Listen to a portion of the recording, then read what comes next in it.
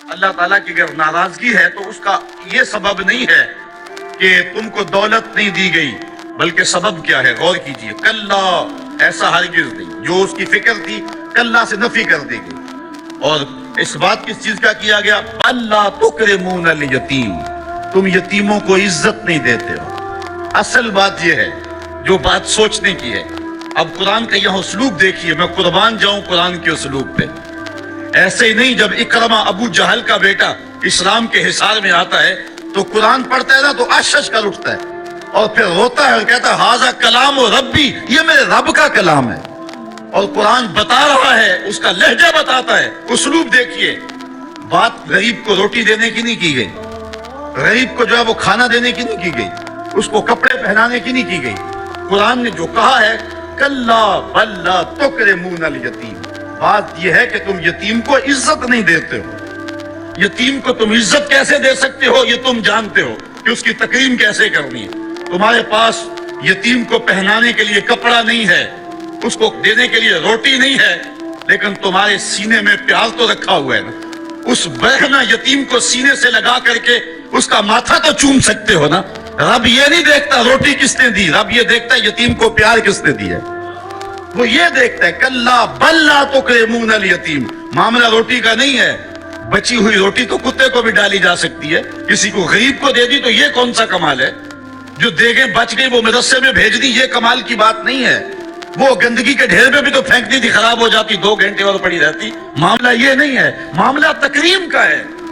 اب وہ بھی سوچیں، عید آ رہی ہے، مینڈکوں کی طرح نکلیں گے سماجی رہنما اور سماجی کارکن، اخباروں میں تصویریں چھپیں گی، غریب عورتیں لائن میں لگی ہوئی ہیں، غریب مرد لائن میں لگے ہوئے ہیں، اور جو ہے وہ صاحب جو ہے وہ ایک ایک توڑا آٹے کا، ایک ایک تھیلا آٹے کا دے رہے ہیں، اور 10 جو ہے وہ فوٹوگرافر تصویر کھینچ رہے ہیں۔ اگلے دن 15 اخباروں کے اندر تصویریں لگی ہوئی ہیں۔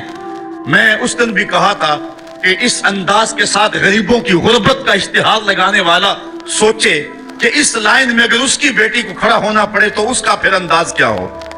بات یہ نہیں، بات تکریم کی ہے، کلا بل لا تکرمون الیتیم۔ آئیے تمہیں میں کہانی سناؤں۔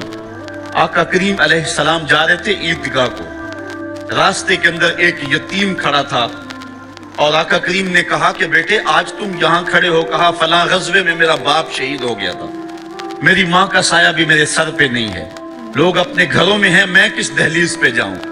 اچھا انتظار ہو رہا ہے عیدگاہ میں، حضور نے یتیم کو سینے سے لگایا، گھر لے گئے اور سیدہ فاطمہ سے کہا کہ جس طرح کا لباس حسنین کو پہنایا ہے اس کو بھی پہناؤ۔ اللہ اکبر، اور اس کو کھانا کھلایا اور سب کچھ اس کی تکریم کرنے کے بعد حضور نے پھر جو ہے وہ اس کو عزت دینے کے لیے، اس کی تکریم دینے کے لیے حضور علیہ السلام نے اس کو فرمایا اما ترضى ان محمدا ابوکا، بیٹے کیا تو پسند نہیں کرتا کہ محمد تیرا باپ لگے؟ وہ عائشہ تا امو کا، اور عائشہ تیری ماں لگے، وہ فاطمہ بنت محمد اختوں کا، اور فاطمہ تیری باجی لگے۔ اس نے کہا یہ اعزاز مل جائے تو مجھے اور کیا چاہیے؟ تو کہا آج کے بعد یہ رشتے تیرے ہوئے۔ ایک انگلی سے حضور نے حسنین کو تھاما ہوا ہے اور دوسری انگلی سے اس یتیم بچے کو تھاما ہوا ہے۔ جب حضور عیدگاہ کی طرف بڑھ رہے ہیں تو اور بچے بھی اپنے ماں باپ کے ساتھ جا رہے ہیں، وہ بچہ زبان حال سے کہتا ہے تھا تو یتیم، آج یتیمی کا مزہ ہی نہیں آ گیا ہے کہ حضور کی انگلی تھام کے جا رہا ہوں۔ تو یتیم کی تکریم کا مسئلہ ہے، اس کو عزت نفس دینے کا مسئلہ ہے۔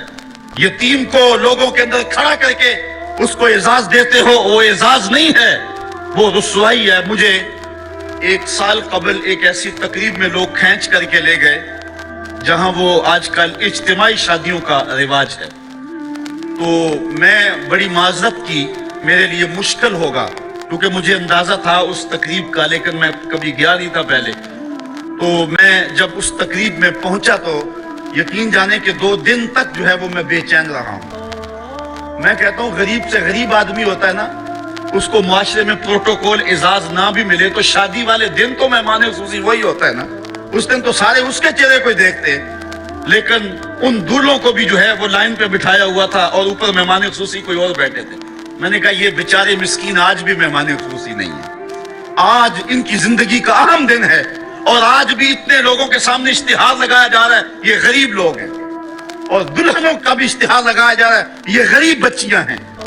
اور پھر کیا ان کے چہرے پہ کوئی مسرت کے آثار تھے اور نہ ان بیٹیوں کے چہرے پہ کوئی مسرت کے آثار تھے؟ تو لوگ خوشی بانٹنے چلے ہیں لیکن غموں میں اضافہ کرتے چلے گئے۔ رات کی تنہائی میں نکلو، اندھیرا پھیلا ہوا ہو، کوئی دیکھنے والا نہ ہو، اپنے سائے سے بھی بچو اور جا کے غریب کے گھر میں رقم پھینک کے آ جاؤ، اسے پتہ نہ ہو یہ پھینکی کس نے ہے، اور پھر وہ شادی کریں جو دعائیں ان کے کلیجے سے نکلیں گی عرش تک پہنچیں گی۔ تو بات پیسے دینے کی نہیں ہے، بات تکریم کی ہے۔ کلا، دیکھو قرآن کا اسلوب، کلا بل لا تکرمون الیتیم، معاملہ یہ ہے کہ یتیم کی عزت، تکریم۔ میرے اور آپ کے آقا مولا نے تو یہاں تک فرمایا جب بچے اکٹھے کھیل رہے ہوں، تمہارا بچہ بھی ان بچوں میں کھیل رہا ہو تو بچے کو بیٹا کہہ کے آواز نہ دو، اس کا نام لے کے پکارو۔ عرض کی گئی حضور بیٹا ہے، بیٹا کہہ کے پکاریں گے تو حرج بھی کیا ہے؟ کہا تم نہیں جانتے، ہو سکتا ہے کہ وہاں کوئی یتیم بچہ بھی کھیل رہا ہو، اور جب یہ تم کہو گے تو تڑپ جائے گا، آج میرا باپ ہوتا تو مجھے بیٹا کہہ کے پکارتا، لیکن آج میں محروم ہوں۔ تو کہا مسئلہ یہ ہے، کلا بل لا تکرمون الیتیم ولا تحاضون علی طعام المسکین۔ دیکھیے قرآن کا اسلوب، کہا ایک تو یتیم کی تکریم نہیں ہے، یہ ساری افطار اس لیے آئی، اور دوسری بات یہ ہے کہ وہ آپس میں ایک دوسرے کو مسکین کے کھانے کی رغبت نہیں دیتے۔ یعنی ایک شخص خود غریب ہے اور اتنی طاقت نہیں رکھتا کسی غریب کی پرورش کر سکے، وہ عہدہ برا نہیں ہو سکتا کہ اتنا کہ میں تو کچھ کر نہیں سکتا، کوئی بھوکے تڑپتے ہوئے غریب کو دیکھے خود نہ دے سکے۔ اللہ نے اسے زبان تو دی ہے، کسی امیر کی دہلیز پہ وہ نہیں جاتا یہ چلا جائے اور جا کے توجہ دلائے کہ میرے ہمسائیگی کے اندر ایک یتیم تڑپ رہا ہے، بیوہ کی بیٹیاں بوڑھی ہو رہی ہیں دہلیز پہ، اور وہ جا کے اپنے اعتبار پہ جو ہے ان کا انتظام کر دے۔ یہ ہے ولا تحاضون علی طعام المسکین۔ بلکہ رویہ کیا ہے؟ وَتَأْكُلُونَ التُّرَاثَ أَكْلًا لَمًّا، اور میراث کا مال تم ہپ ہپ کر کے کھاتے ہو، تمہیں پرواہ ہی نہیں ہے۔ بیٹیوں کا حق اہل عرب جو ہے وہ غصب کر لیتے تھے اور بیٹیوں کا حق نہیں دیتے تھے۔